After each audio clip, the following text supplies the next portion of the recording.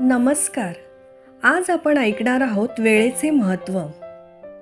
कितीही धावलो तरी वेळेला कधी गाठता येत नाही. कितीही वाटले तरी वेळेला थांबवता सुद्धा येत नाही. भविष्याची तरतूद करताना वर्तमान हातून अलगद निसटून जातो. क्षणार्धात हा वर्तमान काळ भूतकाळात गणला जातो. हल्ली प्रत्येकाचे आयुष्य हे घड्याळाच्या काट्यानुसार चालते. कोणी लोकल मागे तर कोणी त्याच्या स्वप्नांमध्ये धावते.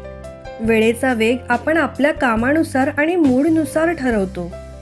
कधी वेळ जात नाही तर कधी वेळ भेटत नाही. वेळेचे महत्त्व हे सगळ्यांनीच जाणायला हवे.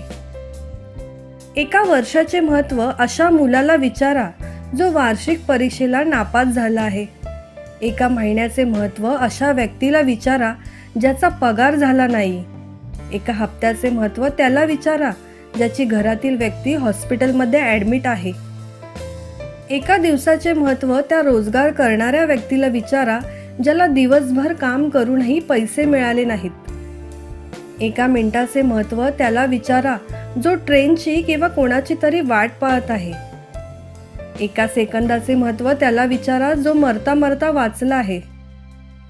वेळेची किंमत ज्याला त्यालाच माहीत. अशाच प्रकारच्या सुंदर सुंदर कविता, लेखन यांचं सादरीकरण ऐकण्यासाठी आजच आयुष्यावर बोलू काही या चॅनलला लाईक, शेअर आणि सबस्क्राईब करा. धन्यवाद.